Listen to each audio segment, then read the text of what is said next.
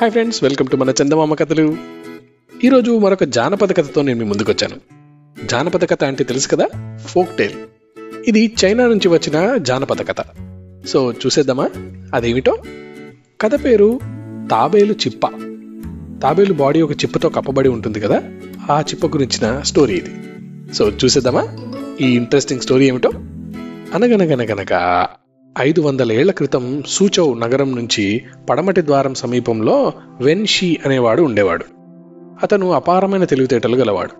చదరంగం, చిత్రకళ, నాట్యం, సంగీతం ఏది పడితే అది నేర్చుకొని అన్నిటిలో రాణించాడు. అయితే ఎవరో జ్యోతిష్కులు చిన్నతనంలో వాడికి చక్రం వేసి మహాధనికుడవుతాడని చెప్పాడు. అంతే, అప్పటి నుంచి డబ్బులు సంపాదించే ప్రయత్నం ఒక్కటి చేయలేదు. ఉన్నదంతా ఖర్చు పెడుతూ సరదాగా కాలక్షేపం చేసేవాడు. త్వరలోనే అతని ఆస్తి అడుగంటే పరిస్థితి వచ్చేసింది.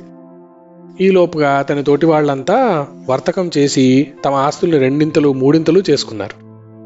ఇది చూసిన వెన్ తాను కూడా వర్తకంలో వేలు పెట్టాలనుకున్నాడు. కానీ అదేం గ్రహచారమో, అతను వ్యాపారం చేసినప్పుడెల్లా నష్టం వచ్చేది.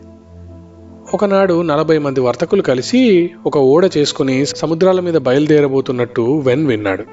తనను కూడా వారి వెంట తీసుకుపోమ్మని అన్నాడు. వెన్ సరదాగా కబుర్లు చెప్పి నవ్విస్తాడు కాబట్టి అలాంటి వాడుంటే ప్రయాణంలో విసుగు పుట్టదని భావించి వాళ్ళు కూడా సరే అన్నారు. వెన్ ఉద్దేశం దేశాలు చూద్దామనే. అయితే వర్తకుల్లో ప్రముఖుడైన చాంగ్ అనే అతను వెన్ చేత కూడా కొంత సరుకు కొనిపించి వర్తకం చేయిద్దామనే ఉద్దేశంతో మిగిలిన వర్తకులను చందాలు వేయమని అడిగాడు. చందాలు వేయడానికి చాలా మంది ఒప్పుకోలేదు. దాంతో విసుగు చెందిన చాంగ్ తన దగ్గర ఉన్న 2 వెండి నాణేలను అతనికిచ్చి, ఇది సరుకులు కొనడానికి ఎలాగో చాలదు, ఏమైనా పళ్ళు ఫలాలు కొనుక్కో, దారి పొడుగునా కనీసం తినొచ్చు అన్నాడు. రేవులో ఏం కొందామా అని ఆలోచిస్తున్న వెన్కు కమలా ఫలాలు కనిపించాయి. ఆ 2 వెండి నాణాలు పెట్టి వచ్చినన్ని కమలా ఫలాల బుట్టలు కొన్నాడు. వాటిని చూసి మిగిలిన వర్తకులంతా హేళనగా నవ్వారు. ఓడ కొన్ని రోజుల ప్రయాణం చేసి ఒక దేశానికి చేరింది. అక్కడ ఒక రేవు పట్టణంలో ఓడకు లంగరు వేశారు. వర్తకులందరూ ఆ దేశం తెలిసిన వారే. సరుకులు ఆ దేశంలో 9 10 అమ్ముతుంటారు. అలాగే ఆ దేశపు సరుకులను తీసుకొచ్చి చైనాలో హెచ్చు ధరలో అమ్ముతుంటారు. అందుకే ప్రాణాలపైన కూడా ఆశలు వదిలి వర్తకులు ఆ సముద్ర ప్రయాణాలు చేస్తుంటారు.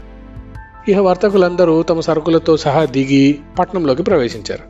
వెన్ మాత్రం అందరూ దిగాక తన కమలాఫలాల వద్దకు వెళ్ళాడు. అందరూ వాటిని చూసి నవ్విన కారణంగా అతను ప్రయాణంలో వాటి ఊసే ఎత్తలేదు. అవి పాడైపోయి ఉంటాయని అతను అనుకున్నాడు. కానీ వెళ్ళి చూసినప్పుడు పళ్ళు బాగానే ఉన్నాయి. అయినా రుచి చూద్దాం కదా అని ఒక కమలా పండును ఒలిచి నోట్లో వేసుకున్నాడు. అంతదాకా ఆ దేశంలో ఎవరూ కమలా ఫలాలను చూడలేదు. ఆ రేవులో ఉన్న వాళ్ళంతా అతనికేసి వింతగా చూస్తున్నారు. ఎర్రగా మెరిసిపోయే ఆ పండును ఏం చేస్తాడా అని. వెన్ ఒక తొన తీసుకొని నోట్లో వేసుకొని తినగానే వాటిని తింటారని అర్థమైపోయింది.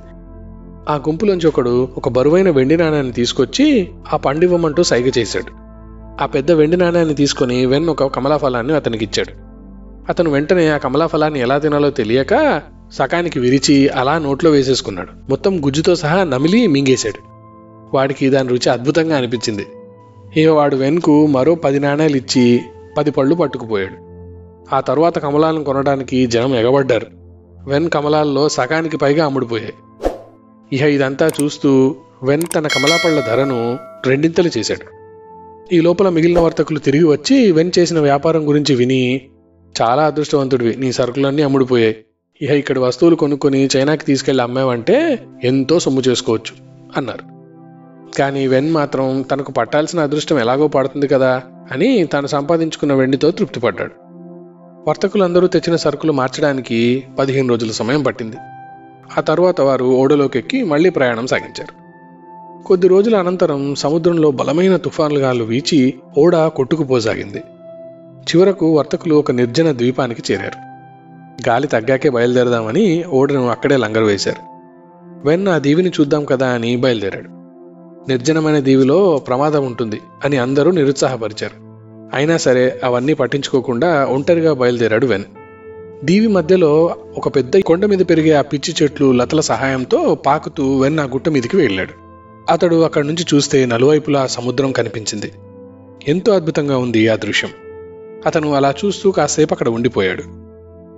అతను వెళ్ళిపోతున్న సమయంలో గడ్డి మధ్య పడి ఉన్న ఒక వింత వస్తువు అతనికి కనిపించింది. దగ్గరికి వెళ్ళి చూస్తే అది ఒక తాబేలు చిప్ప. అయితే అది మాత్రం చాలా పెద్దది. ఒక మంచం పరిణామంలో ఉంది. అంత పెద్ద తాబేలు చిప్పని అప్పటి వరకు ఎవరూ చూడలేదు. తాను చెప్తే ఎవరు నమ్మరని వెన్కు అర్థమైంది. కాబట్టి ఎలాగైనా వారికి చూపించాలని తన దగ్గరున్న బట్టతో దాన్ని చుట్టి అలాగే ఈడ్చుకుంటూ సముద్ర తీరానికి తీసుకొచ్చాడు. వర్తకులందరూ దాన్ని చూసి ఆశ్చర్యపోయారు. కొందరు దాన్ని తీసుకుపోవడం బరువు మూత తప్ప ఏమీ లేదన్నారు. మరికొందరు వైద్యానికి పనికొస్తుంది కదా, తీసుకురమ్మన్నారు. అప్పుడు వెన్, మీరందరూ మీ సరుకులు తీసుకెళ్తున్నారు కదా, ఇది నా సరుకు అన్నాడు. మర్నాడు గాలి విసురు కొంచెం తగ్గింది. ఓడ తిరిగి ప్రయాణం సాగించింది. అది చైనా చేరగానే అక్కడ ఎంతోమంది దళారులు వారి కోసం ఎదురు చూస్తున్నారు. వర్తకులందరూ కిందికి దిగ్గానే దళారులంతా మా వద్దకు రండి, మా వద్దకు రండి, మా యజమానికి సరుకమ్మండి, మా యజమానికి సరుకమ్మండి అంటూ ఎగబడిపోయారు. ఎంతోమంది దళారులతో మాట్లాడాక అబూ హసన్ అనే ఒక ఇరానీ వర్తకుడి వద్దకు వెళ్లాలని మన వర్తకులంతా నిర్ణయించుకున్నారు. అబూ హసన్ ఆ రోజు రాత్రి అతిథుల కోసం ఒక విందు ఏర్పాటు చేశాడు. ఇలాంటి విందుల్లో అతిథుల్ని కూర్చోబెట్టేటప్పుడు ఎక్కువ ఖరీదైన సరుకులు ఉన్నవాడిని ముందుగా కూర్చోబెట్టడం, అందరికన్నా తక్కువ సరుకులు ఉన్నవాడిని చివరిగా కూర్చోబెట్టడం అనేది ఆచారం. ఆసనాలు నిర్ణయించడానికి గాను ఇరానీ వర్తకుడు అందరి సరుకుల జాబితాలు తనిఖీ చేశాడు. వెన్ దగ్గర మాత్రం ఏ జాబితా లేదు. చేసేది లేక అతన్ని పంక్తి చివరిలో కూర్చోబెట్టాడు. మర్నాడు ఇరానీ వర్తకుడు ఓడ వద్దకు సరుకులు చూడ్డానికి వచ్చాడు. ఆయన ఓడ ఎక్కగానే పైభాగంలో ఉన్న ఆ పెద్ద తాబేలు చిప్ప చూసి నిర్ఘాంతపోయాడు. ఈ వెలలేని సామాను ఎవరిది, దీన్ని అమ్మరా అని అడిగాడు. అది వెన్ సొత్తని మిగిలిన వాళ్ళందరూ చెప్పారు. ఇరానీ వర్తకుడి మొహంలో బాధ, కోపం రెండూ కనిపించాయి. ఇన్నాళ్లుగా మీరంతా నాతో వ్యాపారం చేస్తున్నారు కదా, ఈ పెద్ద మనిషి సంగతి దాచిపెట్టి అతనిని విందులో చివరిగా కూర్చోబెట్టనిచ్చారు. నేను అతనికి ముందుగా క్షమాపణ చెప్పాలి. మీ సరుకుల సంగతి తర్వాత చూస్తాను అంటూ ఆయన వెన్ను వెంటబెట్టుకుని తీసుకెళ్లాడు. అబూ హసన్ వెన్ను తన దుకాణానికి తీసుకెళ్లి కూర్చోబెట్టాడు. తిరిగి వచ్చి మిగిలిన వారిని తీసుకెళ్లాడు.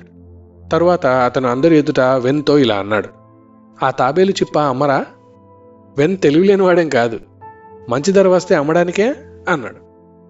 అయితే ఎంత ఇమ్మంటారో చెప్పండి, గిల్లి బేరమాడేవాడిని కాదు నేను అన్నాడు అబూ హసన్ గర్వంగా. వెన్ వెంటనే చాంగ్తో సంప్రదించాడు. వారు రహస్యంగా మాట్లాడుకొని వెన్ను ఎంత కావాలో అంత అడగమని చెప్పాడు. వెన్ కాస్త ఆలోచించి, ఇంత గొప్ప వస్తువుకి వెలకట్టేంత అనుభవం నాకు లేదు. ఇన్నాళ్లుగా ఇంతమందితో వ్యాపారం చేస్తున్న మీరు దీనికి సరైన ధర నిర్ణయించగలరని నాకు నమ్మకం. మీరెంత చెప్తే అంత అన్నాడు. హసన్ 50,000 వెండి వరహాలిచ్చి ఆ తాబేలు చిప్పను కొన్నాడు. అది కూడా చాలా తక్కువ ధరే. ఆ తాబేలు చిప్పలో వెలులేని ముత్యాలుంటాయని వారి నమ్మకం. ఇక ఆనాటి నుండి వెన్ యొక్క దుర్దినాలు దాటిపోయాయి. అతను వచ్చిన డబ్బులతో మరింత అద్భుతంగా వ్యాపారం చేసి పెళ్లి చేసుకొని చైనాలోని పెద్ద పెద్ద వర్తకుల్లో ఒకడిగా పేరు తెచ్చుకొని సుఖంగా జీవించాడు. చూశారు కదా ఫ్రెండ్స్, మంచి జానపద కథ. దీని నుంచి మనం ఏం నేర్చుకున్నాం? మూర్ఖంగా జాతకాల్ని నమ్మి ఎన్నో ఏళ్లు తన జీవితాన్ని వృధా చేశాడు వెన్. కానీ చాంగ్ వంటి ఒక మంచి వ్యక్తి అతనికి సలహా ఇవ్వడం వల్ల ఎంత మంచి జరిగిందో చూశారు కదా. ఖాళీగా ఉండి ఏం చేస్తావు, నాకు తోచినంత డబ్బు నీకు ఇస్తాను, ఏదైనా కొను అన్న ఒక చిన్న సలహాతో అతని జీవితం మారిపోయింది కదా. అదేవిధంగా ఎంతో ఆసక్తిగా అతను ఆ దీవిని చూడడానికి వెళ్ళడం, ఆ తాబేలు చిప్పని తీసుకురావడం, ఇవన్నీ ఏదైనా సాధించాలి అనే అతని పట్టుదలను మనందరికీ చూపిస్తున్నాయి కదా. అది యాదృచ్ఛికంగా జరిగిందా లేదా కావాలనే జరిగిందా అనే విషయం పక్కన పెడితే, నిజంగా సక్సెస్ కావాలి అనుకునేవారు ఖాళీగా కూర్చోరు, ఏదో ఒకటి చేస్తారు కదా. అలా అని తెలివిలేని పనులు కాదండి, మంచి తెలివిగల నిర్ణయాలు తీసుకుంటారు. కాబట్టి మీరు కూడా సక్సెస్ గురించి ఆలోచించండి. వీలైనంతసేపు దాని గురించి తెలుసుకోవడానికి సమయాన్ని వెచ్చించండి. దాంతో మంచి మంచి ఆలోచనలు మీకు వస్తాయి. Watch your thoughts because they become actions. Watch your actions because they become your habits. Watch your habits because they become your character. Watch your character because that is your life అని ఎంతోమంది గొప్పవాళ్ళు చెప్పారు, తమ జీవితంలో చేసి చూపించారు. కాబట్టి మీ ఆలోచనలను చాలా జాగ్రత్తగా గమనించండి. అవి ఎటు వెళ్తున్నాయి, సరైన దారిలో వెళ్తున్నాయా లేదా అనేది చాలా ముఖ్యం. ఇటువంటి అద్భుతమైన నీతులు ఎన్నో మన చందమామ కథల్లో అద్భుతంగా చెప్పారు. ఇవన్నీ మన పిల్లలకు నేర్పించడమే నేను చేస్తున్న ఈ చిన్న ప్రయత్నం. దానికి మీరందరూ తప్పక సహకరిస్తారని నేను నమ్ముతున్నాను. ఈ కథ కనుక మీకు నచ్చినట్లయితే తప్పకుండా దీన్ని లైక్ చేయండి, మీ ఫ్రెండ్స్ అందరితో షేర్ చేయండి. మా ఛానల్ని సబ్స్క్రైబ్ చేయడం మాత్రం మర్చిపోవద్దు.